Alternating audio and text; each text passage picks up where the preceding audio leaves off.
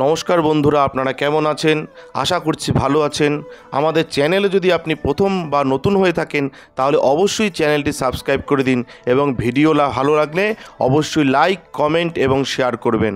আজকে আপনাদের সাথে যেই ব্যাপারে আলোচনা করব তা হলো যারা কর্কট রাশির জাতক জাতিকা রয়েছেন, আপনাদের কেমন কাটবে এপ্রিল মাসের দ্বিতীয় সপ্তাহ অর্থাৎ 8ই এপ্রিল থেকে 14ই এপ্রিল কেমন কাটবে সেই ব্যাপারে বলবো।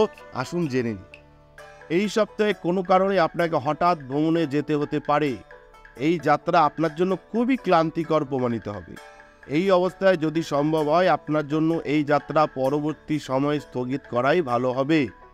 এই সপ্তাহে চন্দ্র রাশির ক্ষেত্রে বৃহস্পতি দশমভাবে অবস্থান করার কারণে হঠাৎ প্রচুর লাভের কারণে আপনি আপনার অর্থ একটি বড় বিনিয়োগের বিষয়ে সিদ্ধান্ত নিতে পারেন। কিন্তু এই মুহূর্তে আপনাকে কোনো তাড়াহুড়ো করে বিনিয়োগ না করার পরামর্শ দেওয়া হচ্ছে।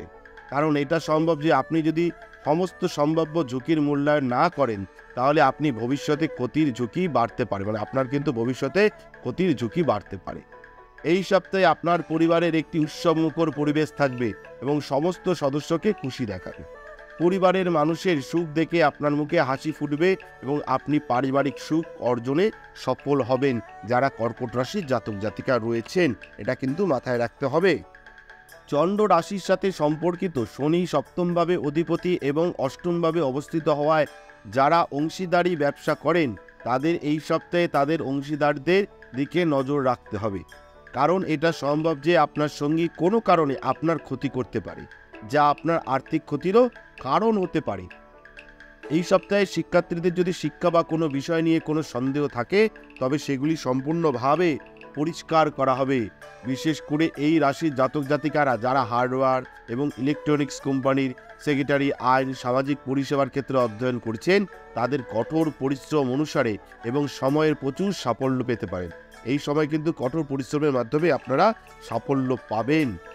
তাই তুচ্ছ বিষয় বা ঘরোয়া বিষয় নিয়ে চিন্তা না করে সময় নষ্ট না করে শুধুমাত্র পড়াশোনায় মনোযোগ দিন। যারা কর্কট রাশির জাতক জাতিকা রয়েছেন আপনাদের বললাম যে এই সপ্তাহ কেমন কাটবে। এই সপ্তাহে হঠাৎ ভ্রমণের যেতে হতে পারে, কিন্তু সেটা কিন্তু আপনার জন্য ক্লান্তিকর প্রমাণিত হবে। ধন্যবাদ, ভালো থাকবেন। আপনাদের ব্যক্তিগত কোনো সমস্যা থাকলে আমাদের স্ক্রিনে দেওয়া নাম্বারে যোগাযোগ করবেন, আমরা চেষ্টা করব সেটা সমাধান করবার। নমস্কার, জয় শিব শম্ভু, হর হর মহাদেব, ওম নমঃ শিবায়, জয় হর গৌরী, জয় জয় তারা। আমাদের ভিডিও আপনাদের কেমন লাগছে? আশা করছি ভালো লাগছে। তাহলে অবশ্যই লাইক করুন, কমেন্ট করুন এবং শেয়ার করুন এবং চ্যানেলটি অবশ্যই সাবস্ক্রাইব করে দিন। ভালো থাকবেন, সুস্থ থাকবেন, ধন্যবাদ। এবং সকলে অবশ্যই কমেন্টে লিখবেন জয় শিব শম্ভু, হর হর মহাদেব, ওম নমঃ শিবায়।